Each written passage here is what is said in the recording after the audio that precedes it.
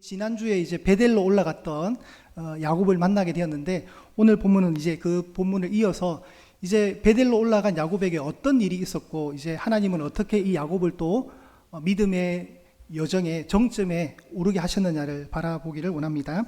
오늘 본문이 35장인데 34장은 여러분 어떤 내용이었습니까? 34장은 좀 슬픈 내용입니다. 34장에는 야곱이 베델로 올라가는 중간에 베델로 가지 않고 중간 기착점인 숫곳이라는 곳에 머물게 되고요. 그 숫곳에서 다시 이동하여서 세겜이라는 동네로 갑니다.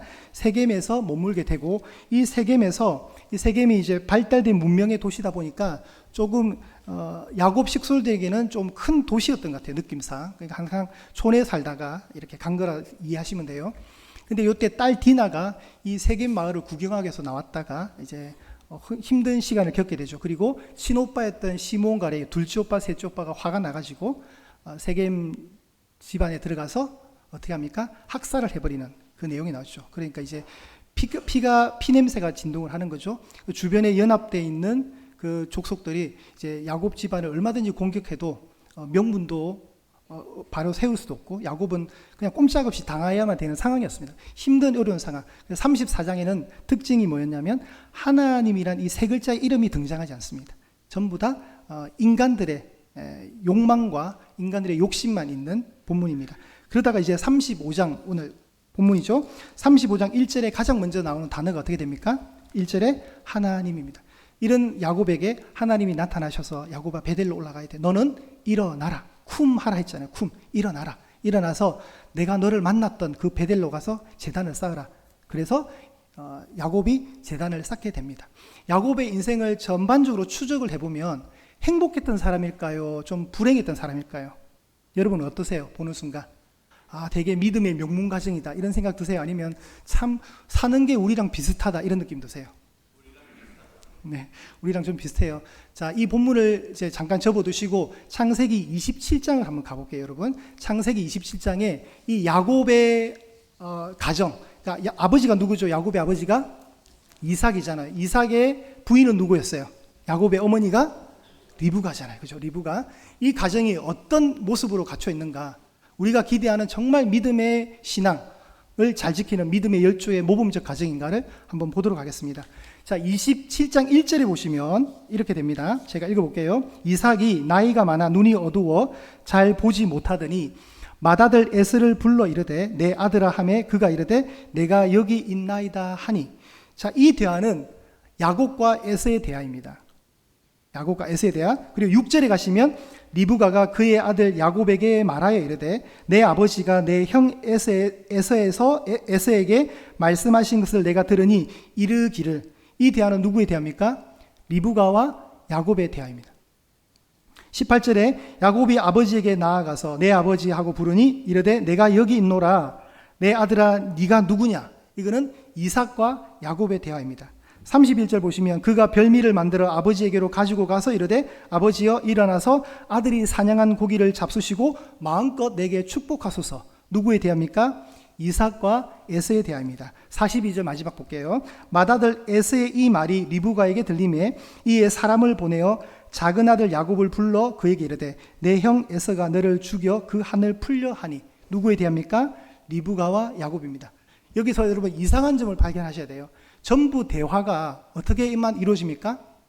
편애적 사랑으로만 이루어집니다.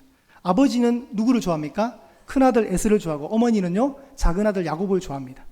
그래서 붉은색 글씨는 편애가 있고, 그걸 깨는 것이 18절에 나오는 아버지와 둘째 아들 야곱의 대화입니다.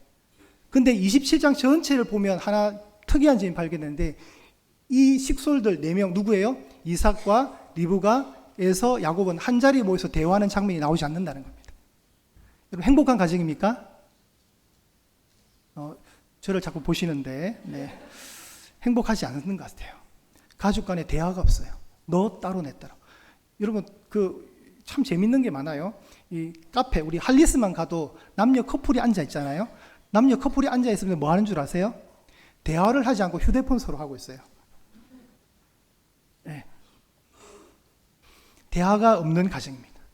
아버지는 큰아들만 좋아하고 어머니는 작은 아들만 좋아합니다. 그래서 1절 보시면 1절부터 5절까지가 아버지와 큰아들에 대하고 이 대화를 엿들은 리브가가 이제 야곱에게 축복권을 네가 쟁취해라고 시켜주죠. 그리고 형 에서처럼 꾸며서 아버지에게 나타나서 아버지 내게 축복해 주십시오라는 말을 합니다. 그리고 진짜 축복을 받아야 될 에서가 와서 이 상황을 알고 이제 뒤집어지는 거죠. 그리고 동생을 죽여버려야 되겠다. 이 말을 또 리브가가 엿듣습니다. 우리 리브가는 굉장히 기가 밝은 여인 같아요. 잘 엿들어요. 엿들어가지고 지금 항상 대안을 풀어줘요. 그 대안이 뭐였죠? 네 형 에서의 이 살기등등함이 곧 이제 줄어들 거고 좀 잠잠해지면 네가 다시 오면 돼서 잠잠하게 될 때까지를 기다려서 아들을 어디로 보냅니까? 자기 친오빠 밧단아람에 있는 친오빠 집에 보내게 되는 거예요. 보내게 되면서 야곱이 가게 되고 잠시 머무를 줄 알았는데 얼마나 있었습니까? 무려 20년이랑 월급도 못 받고 아주 노동 속에 비참하게 살았습니다.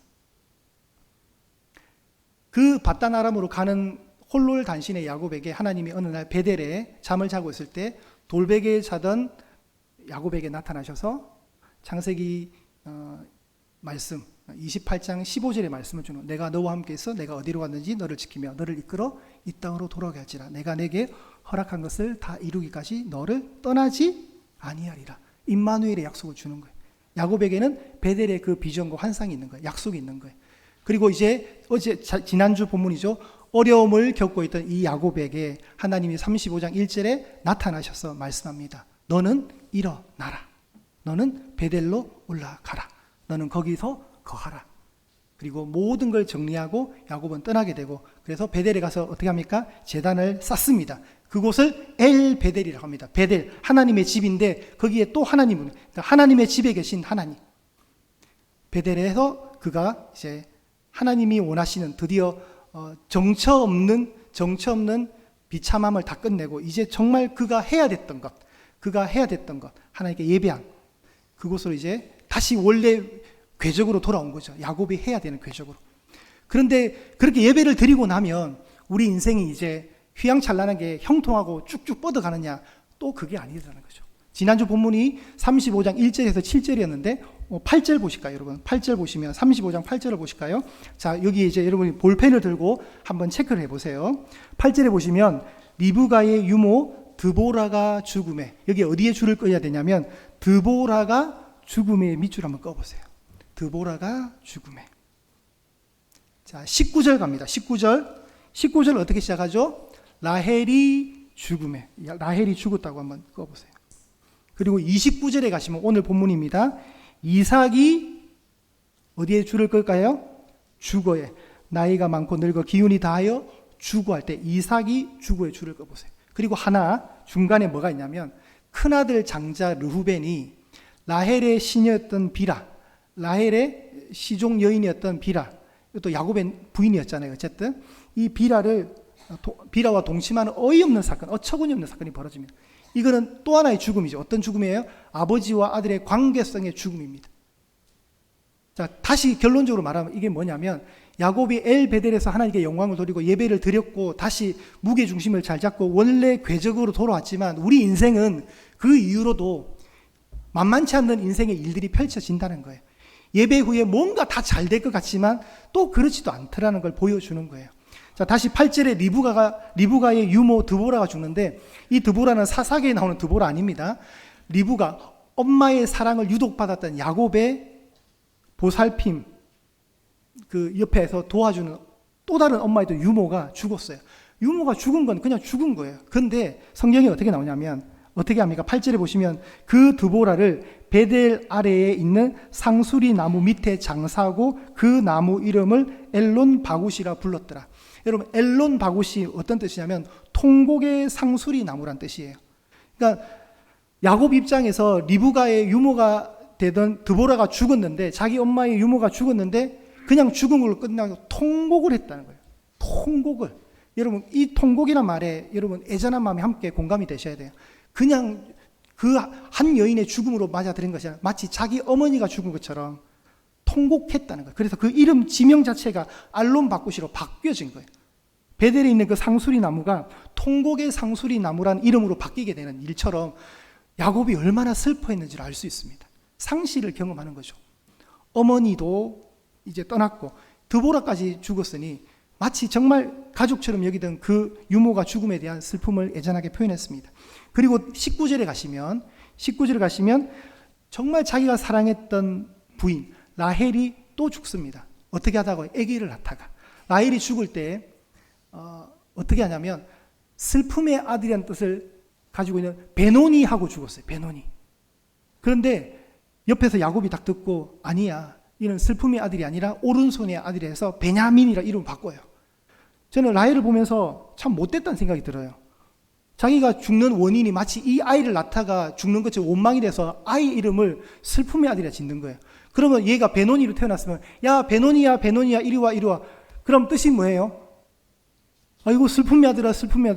사람이 이름이 불리는 게 중요하잖아요. 그러면 맨날 듣는 이 아이는 어떻게 살아요? 엄마가 나 낳다가 죽어서 나는 맨날 나 때문에 엄마가 죽어서 그런 원망과 함께 늘 기죽어 사는 아이 아니겠어요? 그런데 야곱이 이때 뭘 합니까? 이 이름을 바꿔버려요. 오른손의 아들 베냐민이라 바꿔버려요. 그리고 이 라헬이 묻히는 땅이 어디였습니까? 베들레헴이라고 나옵니다. 19절에 보시면 에브라시라는 동네, 동일한 지명인 베들레헴 길에 장사되는데 이 베들레헴에서 누가 태어나요? 그렇죠. 예수님 태어나잖아요. 더 앞에는 다윗 왕이 탄생하고, 그죠? 그 다윗 왕의 혈통, 그 왕권을 가진 진짜 왕이신 예수님이 이 베들레헴 떡집, 빵집에서 태어난단 말이에요. 근데 예수님이 신분적으로 어떤 분이세요? 하나님 보좌 우편에 계시잖아요. 하나님 오른손의 아들인 거예요, 예수님이. 그러니까 야곱이 이 순간 베논이라 불리지 못하게 하고 베냐민이라 부르게 한 것은 영성 있는 행동이에요. 그죠?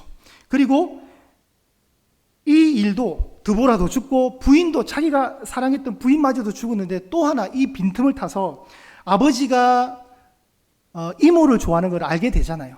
그죠? 이 레아의 후손인 르우벤, 시몬, 레위, 유다 이 아들들이 늘 이모가 경쟁 상대예요. 근데 이 이모에게 약점이 뭐예요? 애를 못 낳아. 근데 하나님이 어느 날 태를 여셔서 요셉을 낳게 하셨죠. 그리고 이제 베냐민까지 낳았어요. 근데 이모가 죽었어.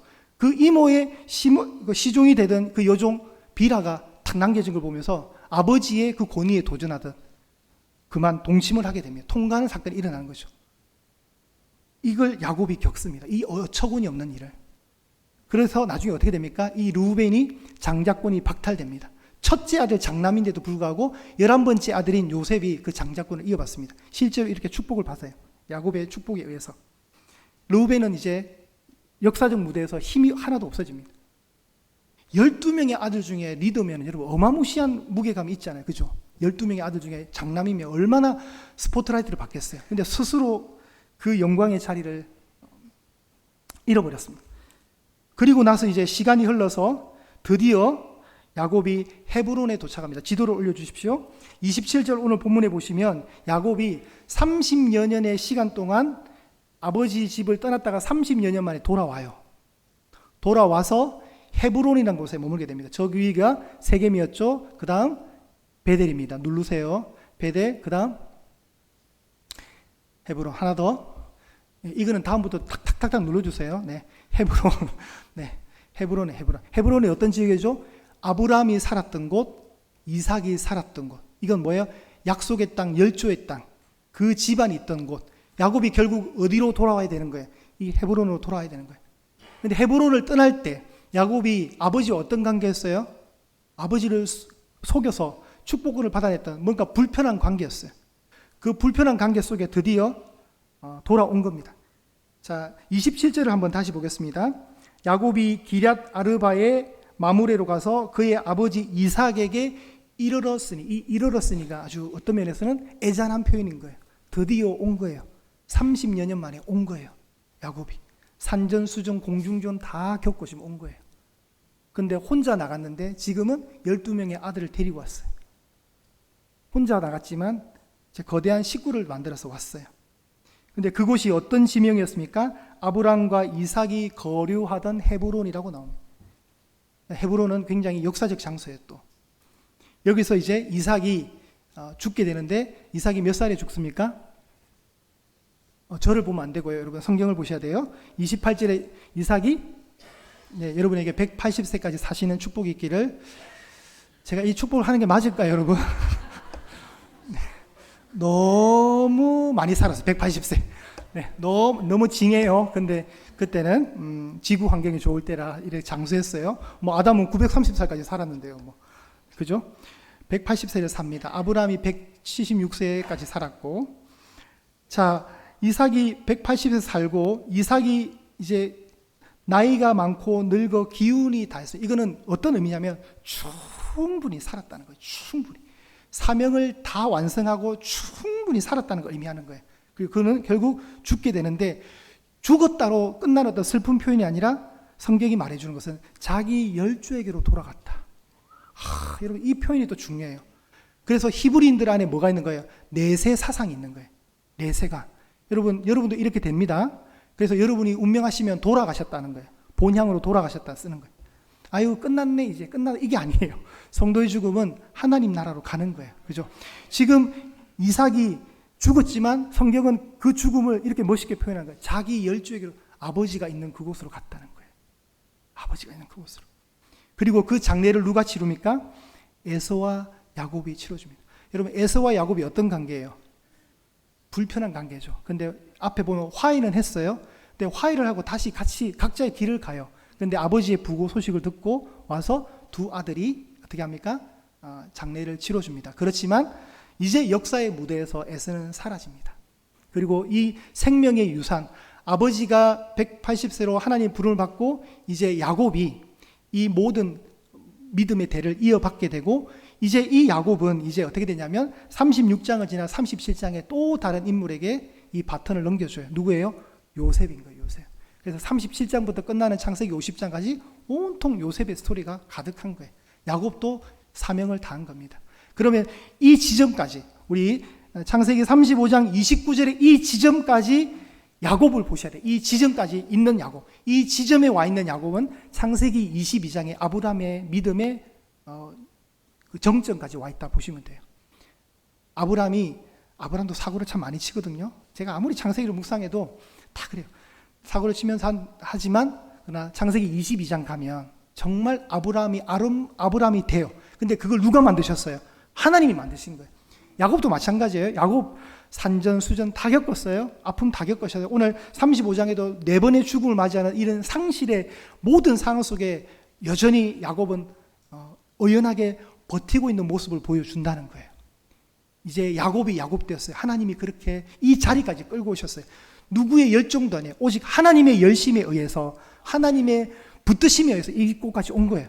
그래서 우리가 이 야곱이란 이름까지 다 합쳐서 항상 하나님이 어떤 하나님 불립니까? 아브라함의 하나님, 이삭의 하나님, 야곱의 하나님을 불리는 거예요. 그런데 아브라함이든 이삭이든 야곱이든 제가 볼 때는 그렇게 행복한 인생은 아니에요. 사실 객관적으로 보면. 이삭도 여러분 180세까지 살지만 어떤 얘기를 듣게 돼요? 쌍둥이 키울 때 아픔이 있었죠. 또 얘기를 듣다 보니까 손녀딸이 경험하지 않아도 되는 그런 아픔을 겪었죠. 손주들이 칼로 사람들 죽였다는 얘기 들었죠. 뭐 이런 얘기 다 듣고 180세까지 이제 삶을 정리한 거예요. 그러니까 이런 막 소식들, 가족의 그 구성원들이 벌였던 여러 사건들의 얘기를 다 들으면서 참 편한 삶이 아니에요. 창세기 27장에도 아까 보죠. 대화가 없는 그런 가정.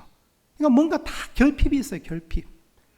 그래서 아브라함, 이삭, 야곱이 어떤 존중의 조건을 갖췄기 때문에 그런 하나님을 우리가 높이는 게 아니라는 거예요. 그냥 아브라함을 아브라함 되게 만드신 하나님의 열정, 열심, 이삭을 이삭 되게 만든 하나님의 열심, 야곱을 야곱의 자리까지 끌어올리신 하나님의 열심, 모든 건 하나님이 하신 거예요. 그래서 저는 이 본문을 볼 때마다 참 위로가 돼요.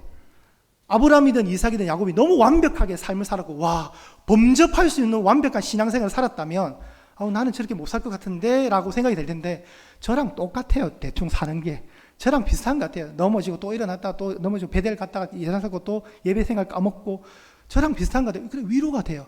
그렇게 되면 어떤 위로가 있냐면, 이런 나의 부족한 삶 가운데 하나님이 간섭하셔서 나를 끌고 가시면 내가 정말 하나님 앞에 하나님 원하시는 모습의 그 정점까지 나도 갈 수 있겠다는 희망이 보입니다.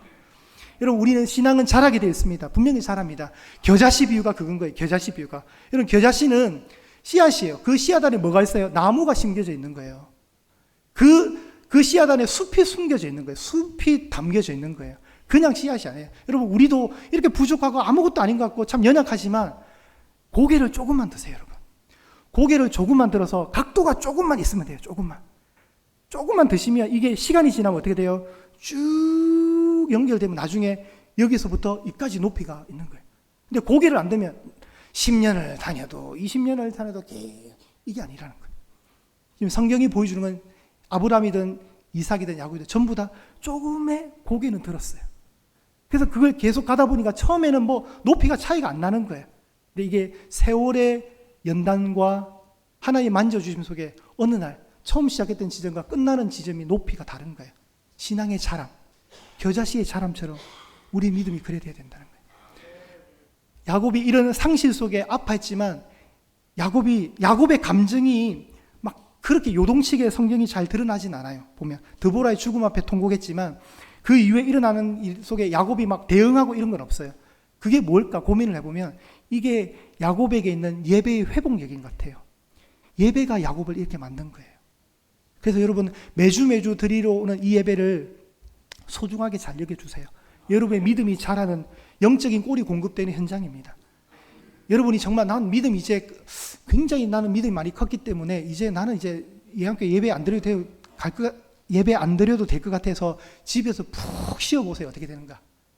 여러분 쌓는 거는 힘들어도 무너지는 건 한순간이에요. 여러분 우리는 매주 6일간 열심히 살고 안식의 이 주일을 통해서 하나님께 영적으로 자람을 공급받는 존재들이에요. 그게 우리의 생명의 DNA가 그렇게 돼 있어요. 하나님이 그렇게 만들어 놓으셨어요.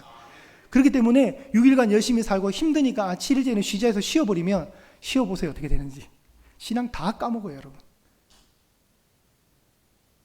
그러니 힘드시더라도 이 현장에 오는 거예요. 오셔서 어쨌든 말씀을 들어야 우리가 사는 거예요. 그래서 여러분이 자람이 있는 거죠. 자람. 성장이 있는 거죠. 그 성장으로 가시기를 바랍니다. 요한복음 4장 23절을 우리 한번 찾고 말씀을 마무리하겠습니다. 요한복음 4장 23절.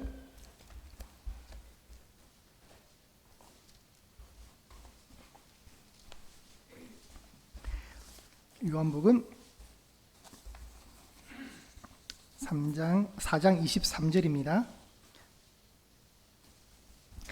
한번 합독하실까요? 시작. 아버지께 참되게 예배하는 자들은 영과 진리로 예배할 때가 오나니 곧 이때라. 아버지께서는 자기에게 이렇게 예배하는 자들을 찾으시느니라.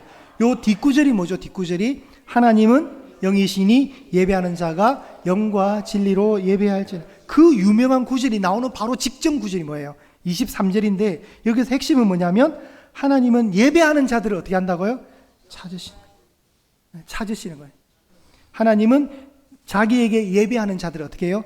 찾으신대요. 하나님 찾으실 때 하나님 저 여기 있습니다 하고 가시기를 바랍니다.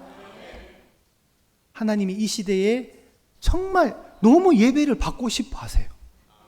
그 예배자를 얼마나 안 찾아오면 하나님이 찾으신대요. 그 찾으심 속에 여러분이 발견될 수 있기를 바랍니다. 다시 여러분의 베델, 하나님의 집에서 예배를 드리십시오. 그 예배는 진짜 하늘 나라에 있는 베델, 진짜 베델이 하나님 나라잖아요. 하나님 집이 저 위에 있잖아요. 거기서도 우리가 예배를 드릴 거예요.